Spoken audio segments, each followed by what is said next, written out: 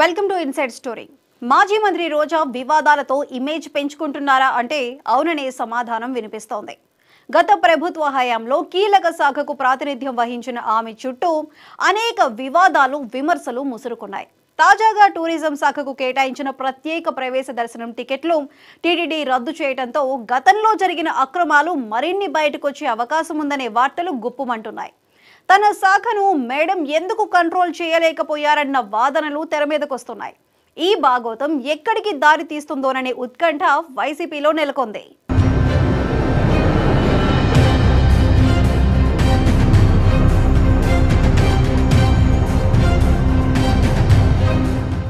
మాజీ మంత్రి ఆర్కే రోజా మరోసారి వార్తల్లోకెక్కారు. ఆమె మంత్రిగా ఉన్న పర్యాటక శాఖలోని అవకతవకలు ఒక్కొక్కటిగా బయటకు రావడంతో ఆ శాఖ ఇమేజ్ దెబ్బతిందన్నే వార్తలు గుప్పుమంటున్నాయి. 2019లో ఎమ్మెల్యేగా గెలిచాక ఏపీఐఏసీ చైర్మన్గా 2.5 సంవత్సరాలు అవకాశం వచ్చింది. ఆ తర్వాత 2.5 ఏళ్లు టూరిజం, క్రీడా శాఖ మంత్రిగా ప్రమోషన్ వచ్చింది. ఇంత అవకాశం దొరికినా రోజా తన పదవీ కాలంలో నియోజకవర్గానికి గాని, రాష్ట్రానికి గాని తన శాఖ ద్వారా చేసిందేమీ లేదన్న విమర్శలు మూటగట్టుకున్నారు.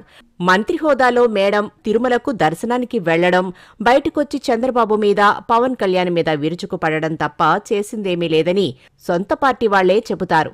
తిరుమలలో రాజకీయాలు మాట్లాడితే కేసులు పెట్టాలని ఏకంగా టీటీడీ పాలక మండలి తీర్మానించిందంటేనే పరిస్థితి అర్థం చేసుకోవచ్చని రాజకీయ వర్గాలు విస్తుపోతున్నాయి.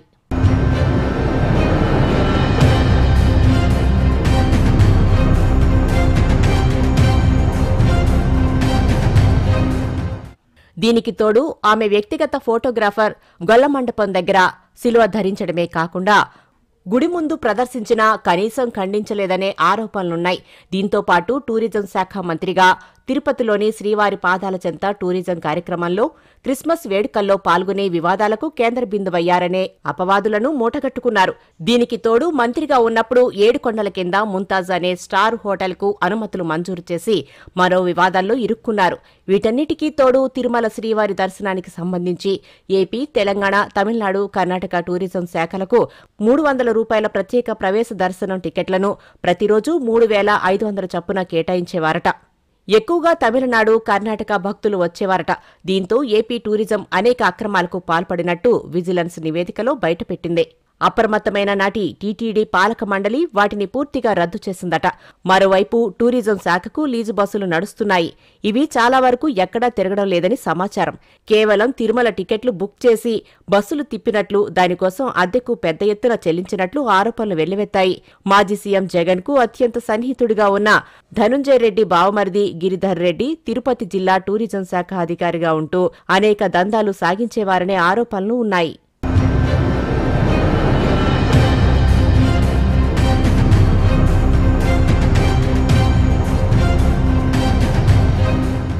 ఆర్టీసీ డిపో మేనేజర్ అయిన సదరు ఉద్యోగిని డిప్యుటేషన్ మీద టూరిజం శాఖకు తీసుకువచ్చారట. ఆయనతో పాటు ఉమ్మడి చిత్తూరు, కడప జిల్లాల రీజియన్ అధికారిగా పొంగనూరు నియోజకవర్గానికి చెందిన ఎంపీడీఓను నియమించడంతో ఇద్దరూ అడ్డగోలుగా దందాలు చేశారనే ఫిర్యాదులు ఉన్నాయట.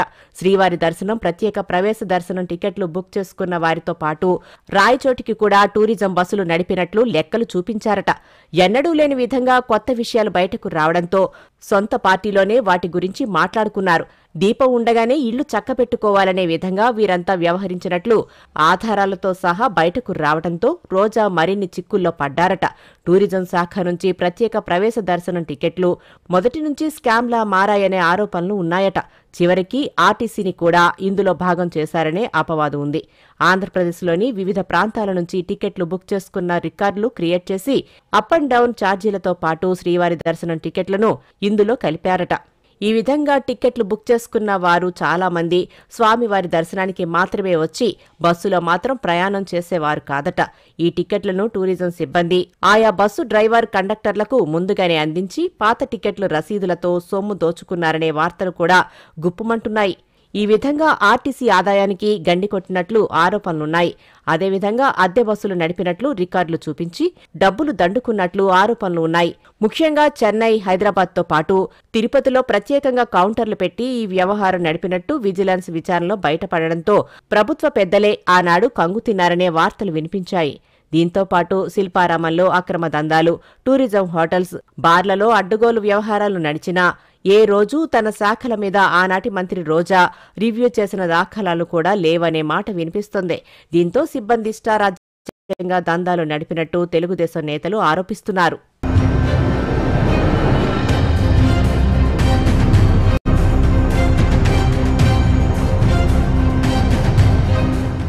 ఏపీ టూరిజం శాఖ ఎఫెక్ట్ మిగతా రాష్ట్రాల భక్తులకు శాపంలా మారిందట. మిగతా రాష్ట్రాలకు చెందిన భక్తులకు ప్రత్యేక ప్రవేశ దర్శనాలు రద్దు చేస్తూ టీటీడీ నిర్ణయం తీసుకుంది. మరోవైపు తిరుమల శ్రీవారి పాదాల చెంత గతంలో కిరణ్ కుమార్ రెడ్డి ముఖ్యమంత్రిగా ఉన్నప్పుడు దేవలోక్ ప్రాజెక్టుకు తిరుమల కొండల కింద జూ పార్క్ కోసం అలిపిరికి మధ్యలో 22 ఎకరాలు కేటాయించారు. అయినా ప్రాజెక్టు మొదలు కాలేదు. అప్పట్లో కిరణ్ కుమార్ రెడ్డి ఆధ్వర్యంలో జూ పార్కు సమీపంలో శంకుస్థాపన కూడా చేశారు. అయితే ఈ ప్రాంతంలో విలువైన ఎర్రచందనం చెట్లు నరికేశారట. దేవలోక్ రాలేదు, స్టేడియం కట్టింది లేదు. తర్వాత అక్కడే 7 ఎకరాల్లో ముంతాజ్ పేరుతో హోటల్ కట్టడానికి అనుమతులిచ్చారట.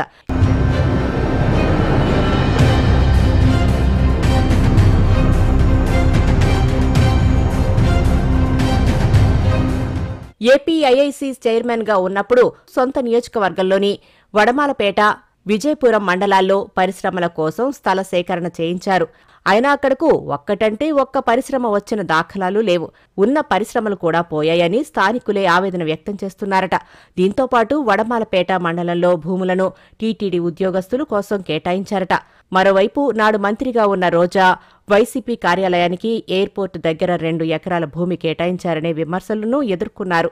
క్రీడాశాఖ మంత్రిగా ఉండి జగన్ జన్మదినోత్సవాలకు ఆడుదాం ఆంధ్ర పేరుతో హడావుడి చేయడం తప్ప రాష్ట్ర స్థాయిలో క్రీడాకారులకు సరైన శిక్షణా శిబిరాలు నిర్వహించనే లేదట. ఫెడరేషన్ పేరుతో క్రీడలు నిర్వహించినా ఎక్కడా వాటికి గుర్తింపు లభించలేదట.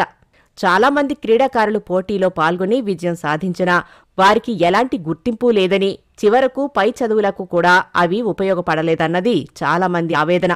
మొత్తం మీద మాజీ మంత్రి రోజా ఎఫెక్టుతో టీటీడీ సీరియస్గా స్పందించాల్సి వచ్చినట్టు రాజకీయ నిపుణులు చెబుతున్నారు.